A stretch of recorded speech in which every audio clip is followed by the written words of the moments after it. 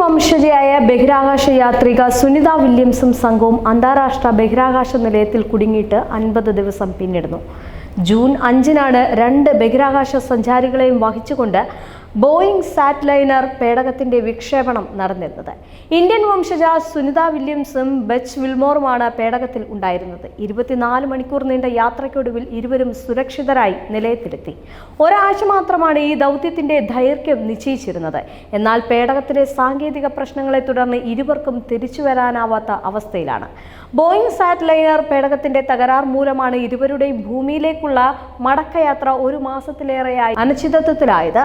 Boeing സാറ്റ്ലൈനർ പേടകത്തിലെ thruster തകരാറുകളും helium ചോർച്ചയുമായിരുന്നു യാത്ര വൈകാൻ കാരണമായിരുന്നത്. June പകുതിയോടെ തിരികെ എത്താനാണ് ആദ്യം നിശ്ചയിച്ചതെങ്കിലും സാങ്കേതിക പ്രശ്നങ്ങൾ കാരണം യാത്ര പലതവണ നീട്ടിവെക്കുകയായിരുന്നു. ഇതുമായി ബന്ധപ്പെട്ട അന്വേഷണവും പരിശോധനകളും നടക്കുകയാണ്. ഇതിനിടെ ദൗത്യ സംഘത്തെ തിരിച്ചെത്തിക്കുന്നതിനുള്ള തീയതി ഇതുവരെ പ്രഖ്യാപിച്ചിട്ടില്ല. ഡോക്കിംഗ് സമയത്ത് സംഭവിച്ച പ്രശ്നങ്ങൾ മനസ്സിലാക്കാൻ ന്യൂ മെക്സിക്കോയിലെ എഞ്ചിനീയർമാർ സ്പെയിൻ ത്രസ്റ്ററിൽ പരിശോധന പൂർത്തിയാക്കിയിരിക്കുകയാണ്. ജൂൺ 6-ന് പേടകം ബഹിരാകാശ നിലയത്തെ സമീപിച്ചപ്പോൾ 5 ത്രസ്റ്ററുകൾ കേടായിരുന്നു. അതിനുശേഷം 4 ത്രസ്റ്ററുകൾ വീണ്ടും പ്രവർത്തിപ്പിച്ചു. കൂടുതൽ വിവരശേഖരണത്തിനായി ഈ ആഴ്ച ബഹിരാകാശ നിലയത്തിൽ പേടകം ഡോക്ക് ചെയ്യുമ്പോൾ ത്രസ്റ്ററുകൾ പരീക്ഷിക്കാൻ പദ്ധതിയുണ്ടെന്നും Boeing commercial crew program manager Mark Nappi പറഞ്ഞിരുന്നു. എന്നാൽ ഈയൊരു സംഭവം നടക്കുമ്പോഴും ആശങ്കപ്പെടേണ്ട സാഹചര്യമില്ലെന്നും സുനിത വില്യംസും ബുച്ച് വിൽമോറും സുരക്ഷിതരാണെന്ന് നാസ വ്യക്തമാക്കിയിരിക്കുകയാണ്. നാസയുടെ സാമ്പത്തിക പിന്തുണയോടെയാണ് ബോയിംഗ് സാറ്റ്ലൈനർ പേടകം നിർമ്മിച്ചിരുന്നത്. സാങ്കേതിക പ്രശ്നങ്ങളെ തുടർന്ന് നിരവധി തവണ മാറ്റിവെച്ച ശേഷം ജൂൺ 5-നാണ് വിക്ഷേപണം നടന്നത്. ജൂലൈ 10-ന് ഭൂമിയിലേക്കുള്ള ബഹിരാകാശ കോളിനിടെ നാസയുടെ ബോയിംഗ് ക്രൂ ഫ്ലൈറ്റ് ടെസ്റ്റ് ബഹിരാകാശ യാത്രികരായ സുനിത വില്യംസും ബാരി വിൽമോറും തങ്ങളുടെ ദൗത്യത്തെക്കുറിച്ച് ചർച്ച നടത്തിയിരുന്നു.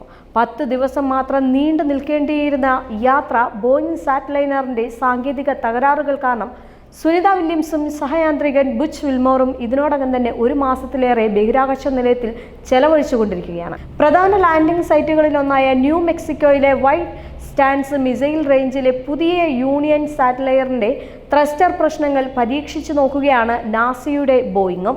ചില ത്രസ്റ്ററുകൾ പരാജയപ്പെടുമ്പോൾ നിന്ന് അൺഡോക്ക് ചെയ്ത് ഭൂമിയിൽ തൊടുമ്പോൾ അതിനിടയിൽ ത്രസ്റ്ററുകൾക്ക് എന്തും സംഭവിക്കാമെന്ന പോലുള്ള ടെസ്റ്റുകൾ ആവർത്തിക്കുന്നുമുണ്ട്.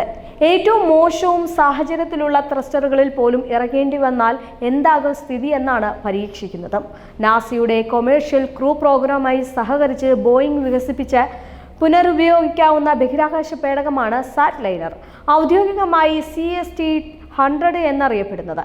രാജ്യാന്തര ബഹിരാകാശ നിലയത്തിലേക്കും മറ്റ് താഴ്ന്ന ഭൂമിയുടെ ഭ്രമണപഥ ലക്ഷ്യങ്ങളിലേക്കും ജീവനക്കാരെ എത്തിക്കുന്നതിനാണ് സാറ്റ്ലൈനർ രൂപകൽപ്പന ചെയ്തിരിക്കുന്നത്. സ്പേസ് എക്സിന്റെ ക്രൂ ഡ്രാഗനെ പോലെ തന്നെ ബഹിരാകാശ യാത്രികരെ ISSലേക്കും പുറത്തേക്കും കൊണ്ടുപോകാൻ കഴിവുള്ള രണ്ടാമത്തെ US ബഹിരാകാശ പേടകമായി സാറ്റ്ലൈനർ മാറാനായിരുന്നു നാസ ലക്ഷ്യമിട്ടത്. എന്തായാലും വിൽമോറിനെയും സുനിത വില്യംസിനെയും സാറ്റ്ലൈനർ തന്നെ തിരികെ കൊണ്ടുവരുമെന്നതാണ് പ്രാഥമിക ലക്ഷ്യമെന്ന് നാസ വ്യക്തമാക്കിയിരിക്കുന്നത്. എന്നാൽ തിരിച്ചു വരുന്ന തീയതി പ്രഖ്യാപിക്കാൻ മിഷൻ മാനേജർമാർ തയ്യാറല്ല എന്നാണ് നാസ വാണിജ്യ crew program manager Steve Stich പറഞ്ഞിട്ടുള്ളത്. ഭൂമിയിലേക്ക് സുരക്ഷിതമായി തിരിച്ചെത്താൻ സാധിക്കുമെന്നാണ് പ്രതീക്ഷിക്കുന്നതെന്ന് സുനിത വില്യംസും ബുച്ച് വിൽമോറും അന്താരാഷ്ട്ര ബഹിരാകാശ നിലയത്തിൽ വെച്ച് നടത്തിയ വാർത്താ സമ്മേളനത്തിൽ പറഞ്ഞിരുന്നു.